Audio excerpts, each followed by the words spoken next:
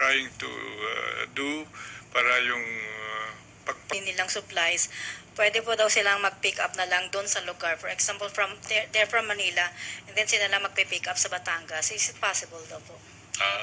Anong food supply yun? Ibig sabihin, raw material? Yeah, o raw ano? material po, for food production. Oo, actually, pwede namang i-deliver ng taga Batangas to. Again, inuulit natin yung unhampered. Nagkaroon lang talaga, admittedly, may mga report sa atin na minsan hindi pinapadaan sa mga ibang control points. At kaya at iba-iba yung application. May mga, siguro hindi malinaw sa ibang control points. Na talagang nakadepende tayo dun sa police or army na nakabantay dun no, yung tao mismo. So, minsan, baka ibang nakita nila or interpretation nila. But inuulit po natin ngayon at kagabi kasama natin si General Archie Gamboa na nag-agree naman siya na talagang pagdating sa cargo ay patutuloyin na dapat yan. Wala nang tanong yan except of course babasahin nila kung saan delivery at saka ano yung laman. At kung tapos na yung delivery, wala nang laman, syempre allow silang pabalikin. So malinaw ho yan na dapat unhampered na ngayon. Kailangan makaskade ho itong mabuti sa lahat ng control points at yun po napaka-importanting ma-implement ho yun yung mga cargo natin at i-allow po yan. Let me again add what have been mentioned. Kagabi nga mayroong decision ng IATF na talagang unhampered po yung movement of cargos, and we say agri-products, fishery products, inputs na kailangan sa pagsasaka, lahat po yun, yung mga tao na involved ay kasama na rin na movement, but always be guided by the skeletal force para we are preventing talaga yung masyadong marami, but at the same time observing social distancing measures as well. Now let me mention na mayroon pa rin kami ginagawa na food pass plan na ibibigay dito sa mga trackers ng mga production ng mga goods coming from the provinces. At I understand mayroon ng 2 lanes na ginagamit na sa mga checkpoints na commuter lane, at the same time the other lane is cargo lane. So this is a good improvement since yesterday, and we really commend our partners, the DILG and the PNP, for implementing what have been approved last night. At also, I may add also regarding the cargo. Napag-agreehan din namin kahapon na dahil nga if we believe na unhampered, so kailangan mabilis yan. So nag-agree din na pwedeng random checking. Ibig sabihin hindi na lahat ng cargo che-checken. Kaya papasalamat kami sa DILG tsaka PNP and the Army, AFP, dahil kanina may mga balita rin naman. We are getting feedback na may mga mabilis na yung galaw kesa sa kahapon. Mas mayroong mga mabibilis na galaw pagdaan ng mga cargo in the control points kasi nagra-random checking na. At pero meron pa rin tayong mga report na may mga problema. Pero siguro today, mga 3-4 yung na-receive namin may problema. Which I assume, generally speaking, medyo mas mabilis na ngayon. So based on sa recommendation niya na pwedeng yung mga workers pwedeng ilagay na lang sa isang area or merong shuttle. Which is better? Anong shuttle? Shuttle service para dun sa mga employees, sir. Oo, pwede rin po. Ang first default, lalo na dito sa mga manufacturing, sana ma-house na nila para wala nang bumabiyahe. So mas maganda na lang. Mas maganda yon. Yes, sir. Kasi ang problem nila is saan sila makikipag-coordinate dun sa shuttle. Kasi dadaan din lahat yun sa Okay, sa so ganito, checkpoints. no? So, yung meron muna silang housing arrangement nearby or inside the company premises, or maka-arrange ng shuttle yung kumpanya nila. Maaaring may shuttle, may pick-up points sa mga critical areas at doon na lang sila masusunduin, no? So in-encourage natin yung mga companies yan. Plus also we encourage also yung mga relevant mga LGUs nila. Yes, sir, in coordination nga daw po, sir, kasi kapag pupunta sila sa isang area, siyempre may madadaanan silang checkpoints. So kanino sila makikipag-coordinate? Doon sa checkpoints again, ang requirement nila yung ID. So walang issue dun sa checkpoints kasi yung tao, bawat tao, hahanapan ng proof of employment, ID or certificate of employment.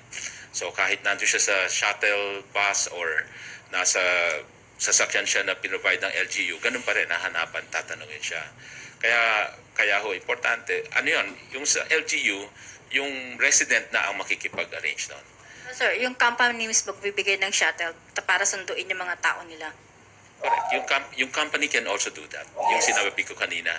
And also, the person involved can also coordinate with their barangay official, baka may barangay na sasakyan, or the mayor. Ayun, merong mga ganon, baka merong point-to-point na mga paghatid.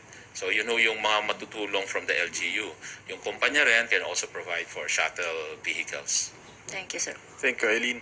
Next question, Wang Jingjing of CCTV. Hello, secretaries. Thank you for taking my question.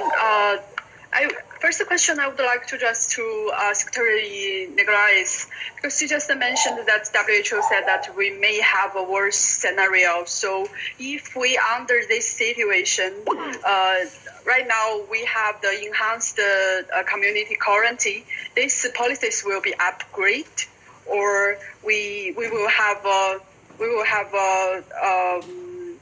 just extend one. Maybe this will be end on April, so maybe it will be extend to 1 more month, something like that.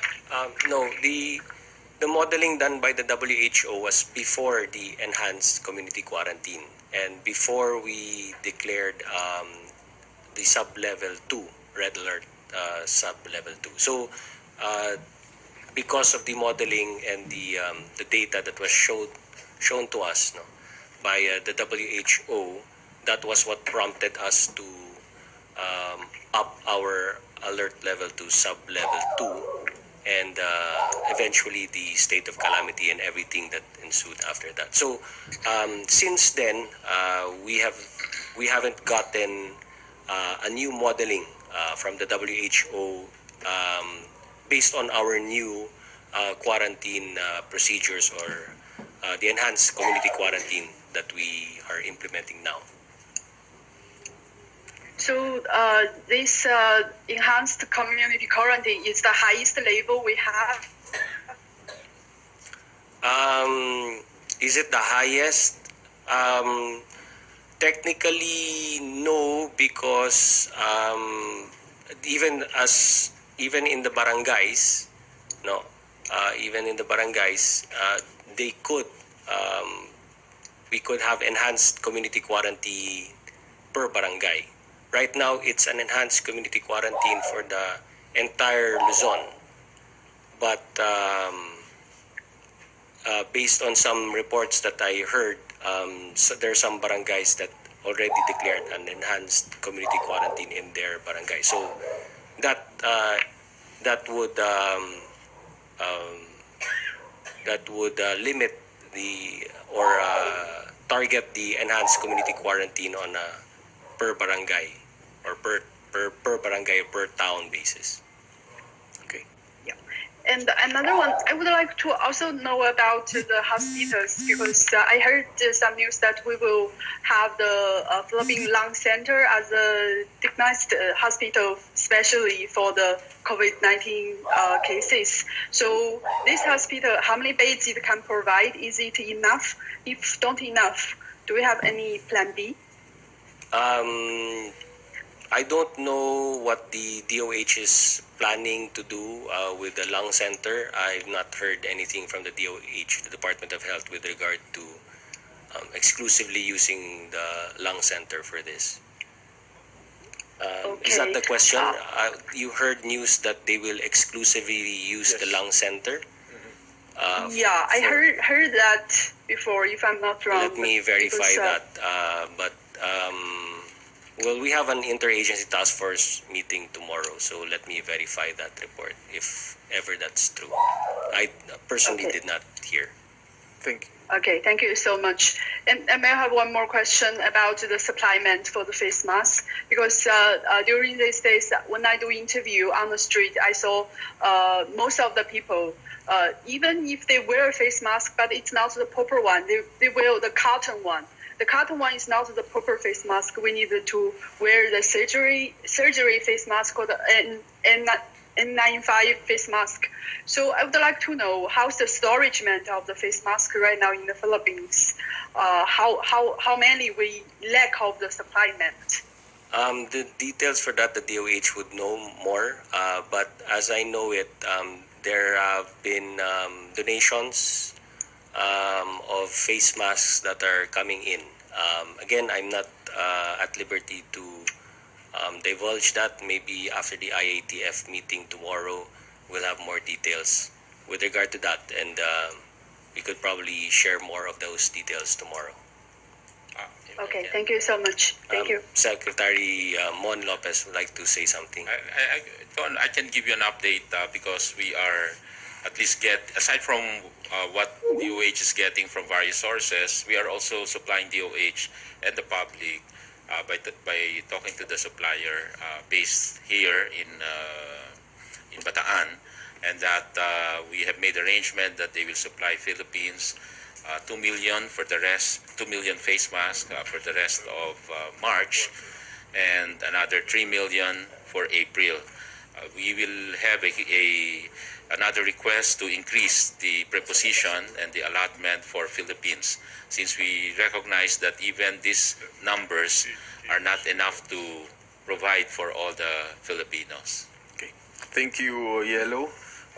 From Philippine Star, Ace Romero to Secretary Dar, is there a chance na ma-expand pa yung list of agricultural goods na may SRP? If yes, ano po pwedeng isama sa mga existing na?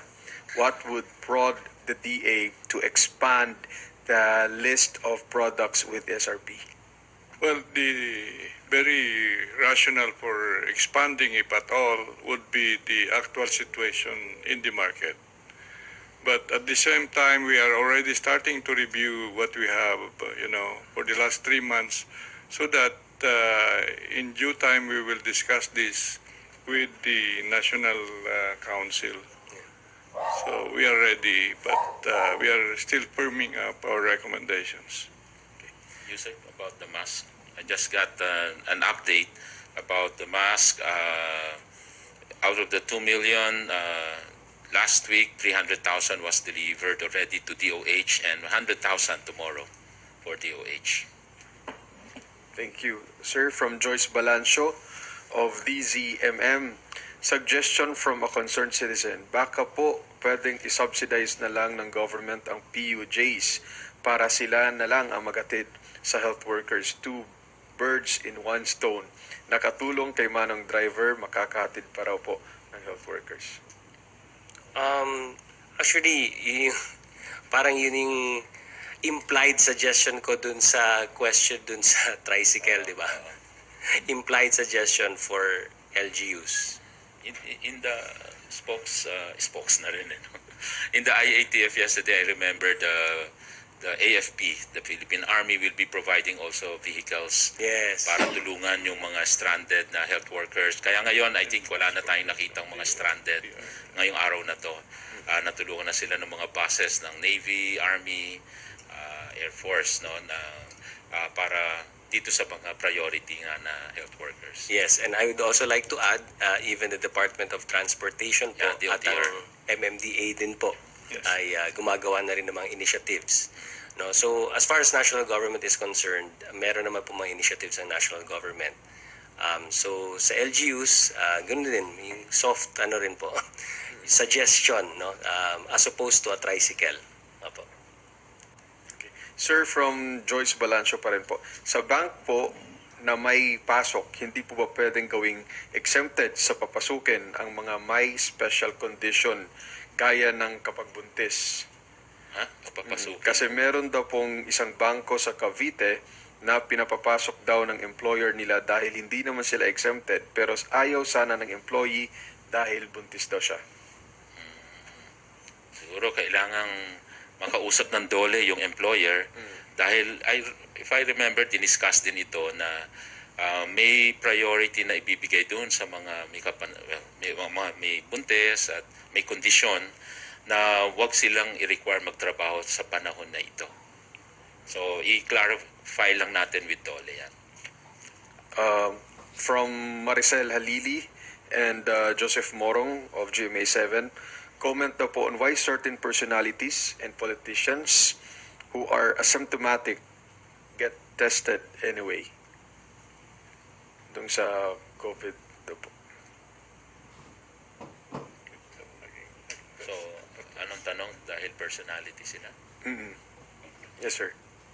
Bakit daw pong may mga senador, may mga personalities na kahit asymptomatic daw po ay pinayagan na mag-test kung limited talaga yung test kit natin? Baka na-expose sila. Yeah, hindi natin alam mga circumstances kasi ang hirap Baka sagutin. na-expose, so nagduda. Baka nagpa-check. Okay, sir. From Raquel Bayan ng Radyo Pilipinas for Secretary Lopez, DTI has been saying na enough ang alcohol supply natin. But until now, maraming groceries and supermarkets ang walang alcohol. Even face mask.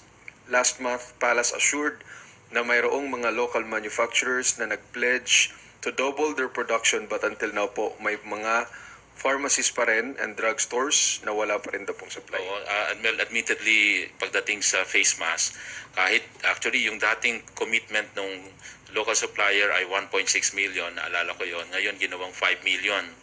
Kaya ngayon pa lang natin makikita itong parating na bigger quantity, but even looking at this quantity, naka-prioritize din po ito sa DOH at saka sa Red Cross for the health workers.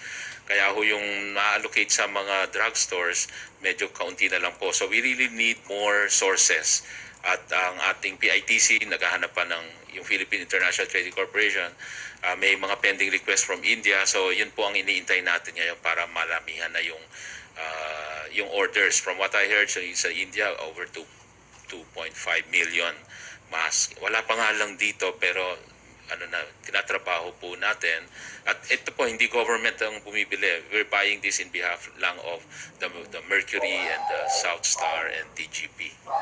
Meron po tayong sa pang tanong mula sa China Radio International, Ernest Wang. Good evening. Yes, good evening, sir. And good evening, secretaries. As we know, during the enhanced community quarantines, I'm afraid that a lot of companies close and maybe the temporary workers will lose their jobs.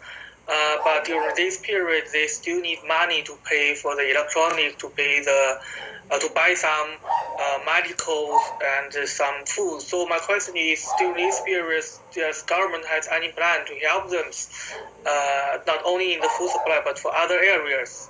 And if the quarantine period extend, do you have the plan B to help those low-income families or jobless families? Thank you. Yes. Well, first of all, we've already made the pronouncement that employees should not be fired or terminated just because of absence due to COVID-19.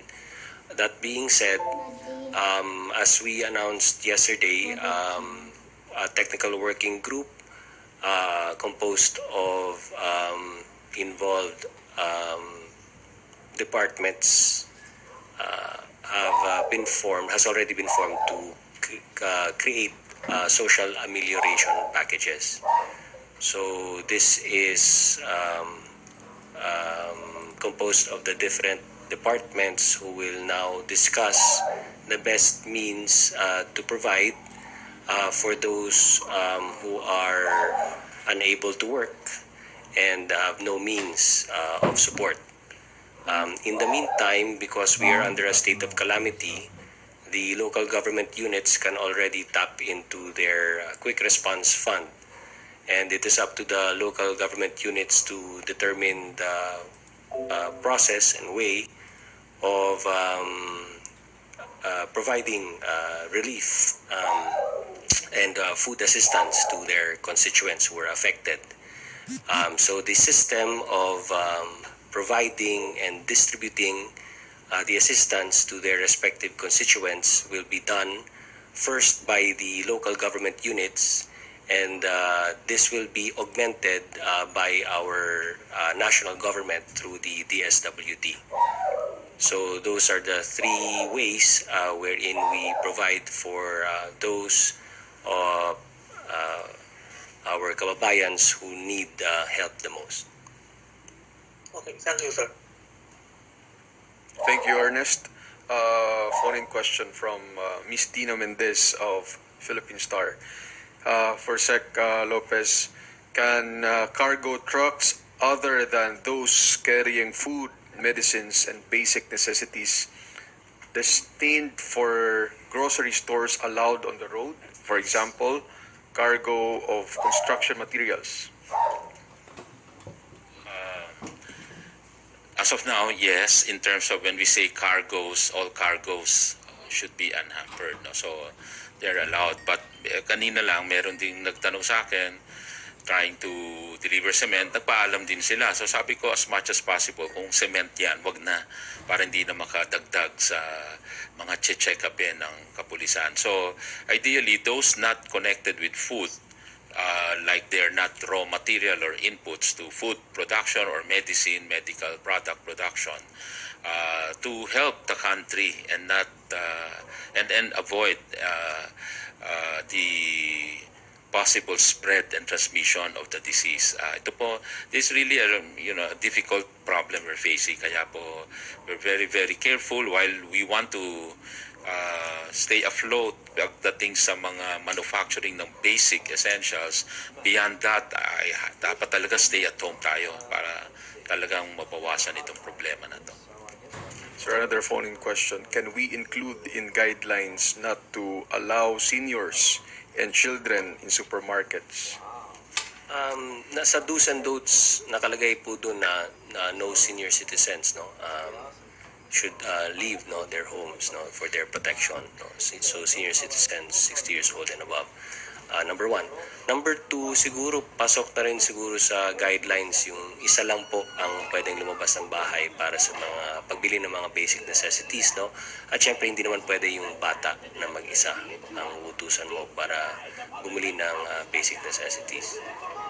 Sir, from Jonah Gyolagon of Asahi Shimbun, are there restrictions for the entry of non-Filipino citizens, say Japanese nationals, into the other parts of the Philippines? Are there any special requirements for inbound international travelers in the Visayas or Mindanao?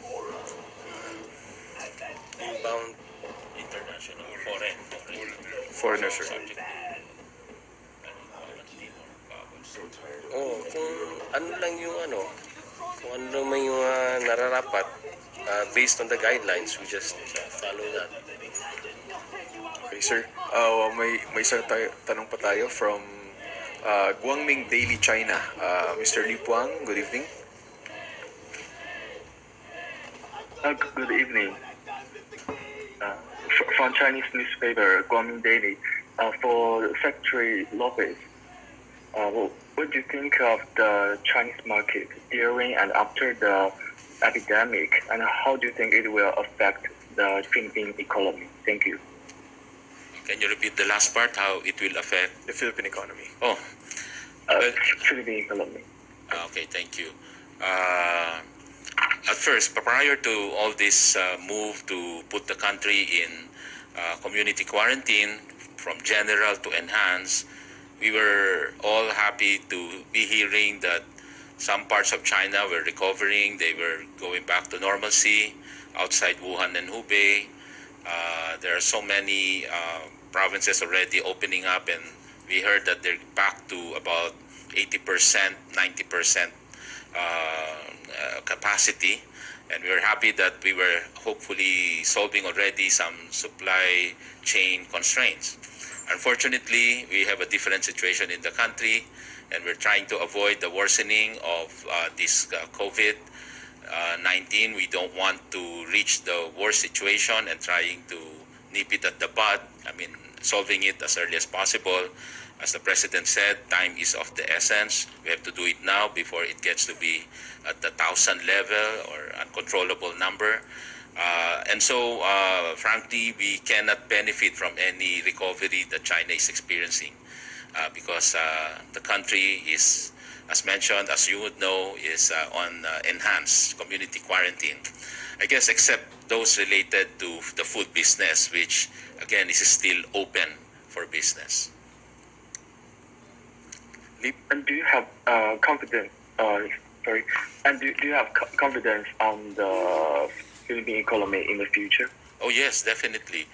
But it's really important that we solve the issue now on COVID-19 and at least flatten the curve in terms of the number of cases and hopefully eliminate the COVID-19. Only then can we really work on the rehabilitation, the bouncing back, so to speak, and implement all these programs. We have a very solid economic fundamentals before this happens. No? Before this happened, and as you know, we were growing over 6% already. And initially, we were computing that, as NEDA has the computation that the impact would be about 1 percentage point, but now things are different. We will have to make another computation because of the enhanced community quarantine. So it's a different situation now. Now health is of greater concern now. Thank you, Lip. Thank you. Thank you. Phone-in question from DZXLRMN, Angel Ronquillo. Paano ra po ba kung mapapasok na o mag-expire na ng rehistro ng sasakyan, di po ba yun huhulihin o wala po bang penalty? Kasi may ilang exempted po sa ECQ ang gumagamit ng sari-sarili nilang sasakyan. Siguro, I think that's the least of our concerns now. I think right now, yeah. Later. Ano naman yan eh. We'll make the adjustments. Those are things na right now pwede naman natin. Yung buhay muna. Ito muna. Yung buhay muna ng bawat Pilipino. Yun muna yung focus natin. Questions are from CNN Philippines. What measures are in place para hindi tayo malusutan ng contrabands like drugs, considering na random checking na lang ang gagawin? Is there a... Nakita niyo naman sa kalsada natin, no? Even if it's random checking, makita mo yung presence ng police. Very effective, no? Pati kami, no? We go through those. Kahit sabihin mo random checking, I think it's more effective pa nga eh. Noon walang ni random checking, di ba? Sa land. At merong mga specific inspection ng mga PNP, PDEA sa iba-ibang lugar. So I'm sure yun ay tuloy-tuloy pa rin at lalo na sa customs and other agencies. Alam niyo, pag panahon ng election, nagkakaroon din ng random checkpoints at marami ring nahuhuling nag-violate ng gun ban pag election. Diba? So I think it's the same setup right now, no? Yung kung ano yung practice nila pag nag-random check-up during election period, I think that's also what they're doing now. And well, wag silang magkamali. Papasok kayo ng kontrabando, mahuhuli ka talaga. Follow-up question, sir.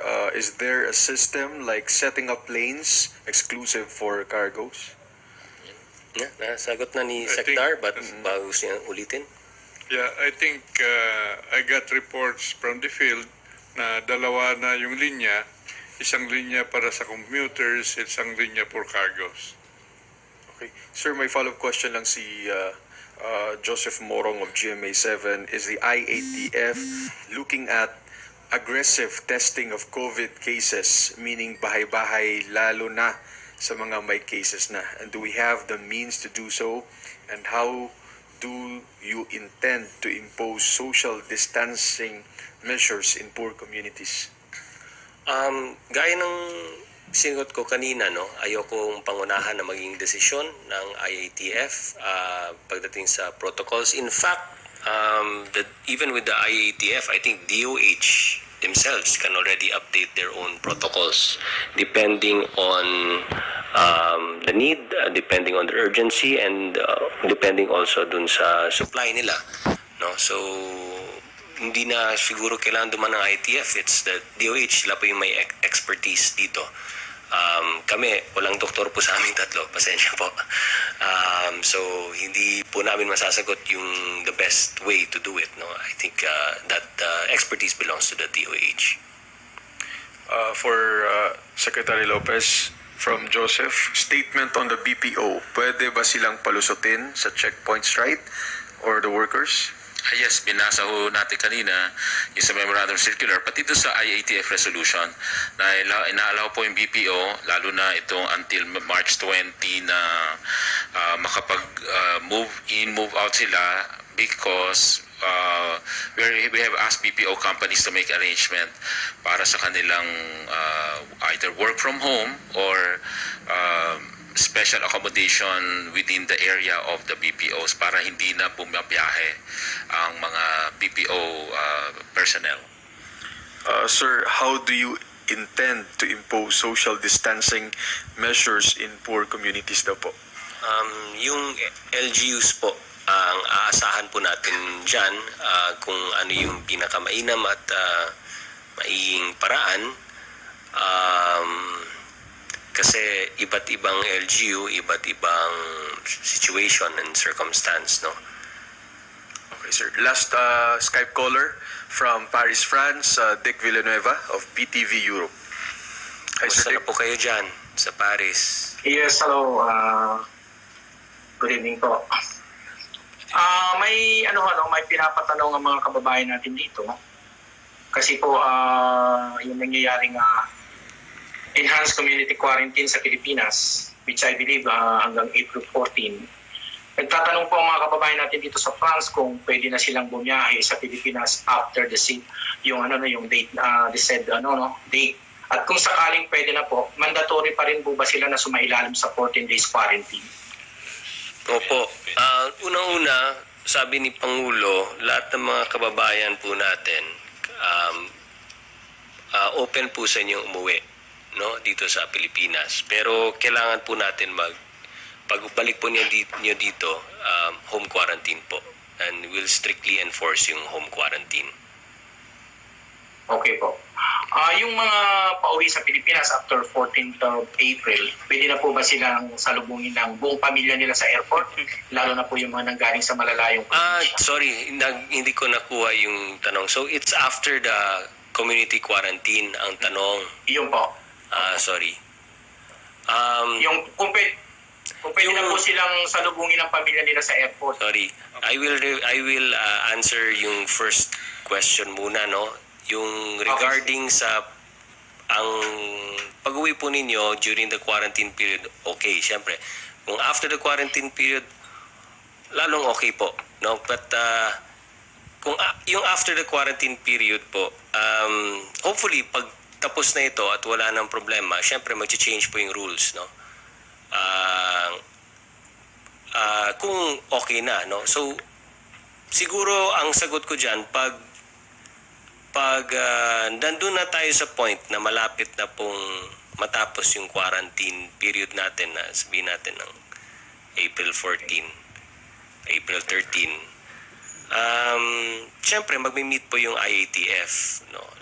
Everyday naman kami nagmi-meeting. Mag-assess naman po tayo, no? And during that assessment, sasabihin po namin, ibabalitan na lang po siguro namin sa lahat, no, kung ano yung mga nagbago na mga protocols po natin. So hindi ko po talaga masasagot yung katanungan kasi wala pa po tayo dun sa point na yun, kasi day to day po yung assessment na ginagawa po natin. Kaya abangan na lang po natin ang day to day assessment po na ginagawa ng IATF at kaya nga kahit na medyo midnight na po ngayon ay nagbibigay po kami ng mga updates sa ating mga kababayan kahit late na po at alam kong puyat kayo.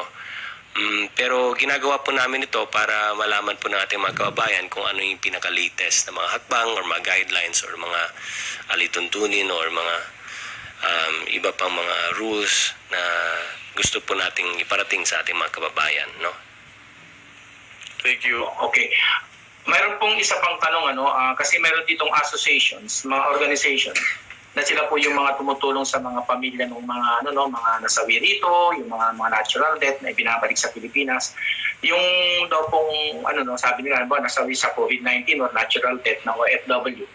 tapos ongoing pa yung enhanced community quarantine sa Pilipinas, papayagan ba na maiuwi sa bansa natin yung mga labi?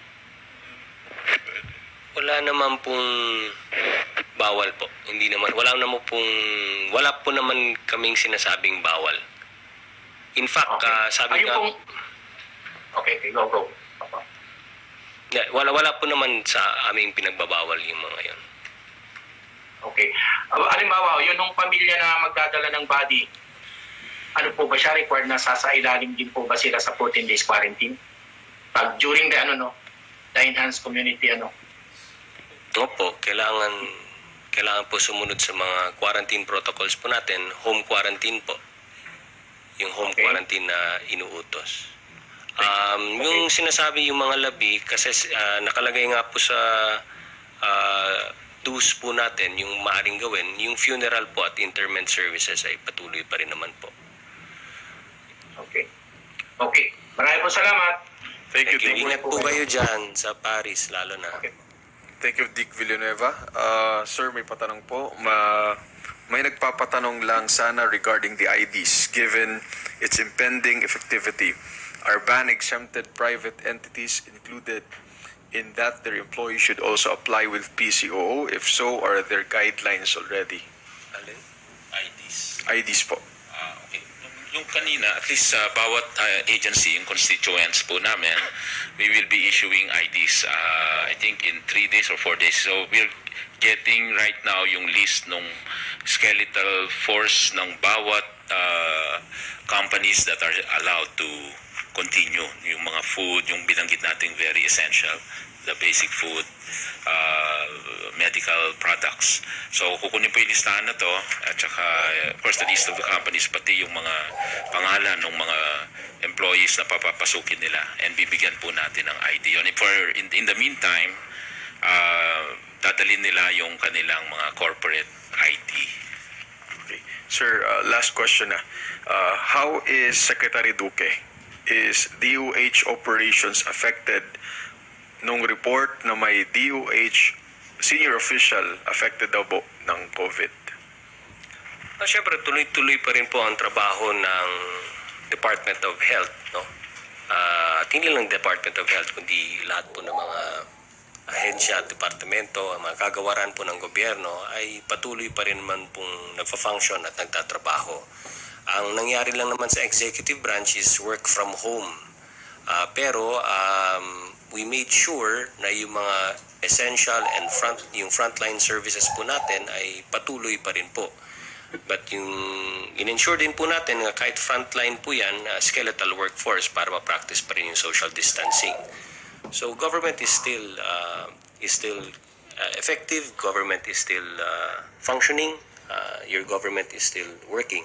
No? Kaya nandito po kaming lahat to show to the public that we're doing our jobs po to the best that we can. Sir, last question na po. Patanong lang po, last question. How true daw po na nag-self-quarantine si Secretary Duque? Siguro kung may mga announcements po na ganyan, hintayin na lang po natin yung announcement. May we get the policy statement, lalo na taga-DOH na yung nag-positive sa COVID positive, yung isang director nila? Hindi ko kasi alam. Usually, kasi meron tayong privacy of patients, no? So, I But think... parang naglabas ng statement ng DOH eh. Well, if naglabas po ng statement, naglabas po ng statement. So, hintayin na lang po natin. I cannot speak on behalf of DOH kasi. So, pasensya na po. Okay, sir. Thank you. Yan na po yung huling katanungan, sir. May closing statement po ba kayo? Gaya ng sabi ko, patuloy pa naman po tayo, no, sa ating trabaho. Nagpapasalamat kami sa ating mga nasa private sector. Nagpapasalamat po tayo sa ating mga kaibigan sa media, no, na nagpupuyat ngayon at talagang todo ang trabaho para maibalita sa ating mga kababayan ang totoong balita, no, at no to fake news. Again and again, paulit-ulit po nating sasabihin, no, ang mensahe ni Pangulo, kung magkanya-kanya po tayo, di tayo magtatagumpay. Sabi ni Pangulong Duterte, together we can beat COVID-19, together we heal as one. Maraming salamat po. Assuring again our constituents in the agriculture sector that movement of agri-fisheries inputs, commodities, and products are unhampered. We would like you to report if there are still problems in terms of getting in to Metropolis 09511-443233. Let me also mention that to really continue to stabilize prices in relation to this price freeze, we need to ensure the pre-movement of these commodities so that there will be enough supply of food and other products in the Metro Manila. And again, nandyan po tayo, ang kagawaran ng pagsasaka ay tumutulong para sa ganun. During this crisis in regard to COVID, we will continue to work with the farmers cooperatives and associations para continuous po yung production and to have enough food supply today and in the future. Secretary Lopez? Sige. One last appeal na pakiusap natin talaga sa lahat ng ating kababayan, pati dito sa mga sa mga na-exempt din na mga economic activities na nilimitahan sa food, sa medicines, medical supplies. While kayo po ay inaalaw mag-operate, pakiusap po namin doon sa mga may malalaking inventaryo, if you don't have to manufacture at mabawasan muna yung bumabiyahe sa kalye at yung pagpasok ng mga employee, actually we will encourage you to even stop operation at let yung inventory ninyo, yun muna ang mag-supply sa requirements ng mga supermarket. Malaking hong matutulong nyo sa pagbawas ng population na lumalabas pa kasi ideally stay at home. So yung may mga 1 month, 2 month inventory ng finished goods, I suggest mag-holiday muna ang kumpanya at hayaang yung inventaryo ang lumabas para makabawas na tayo sa operation sa labas. At syempre, ganun din dun sa mga raw material inputs ng mga nagsusupply dito sa mga food manufacturing.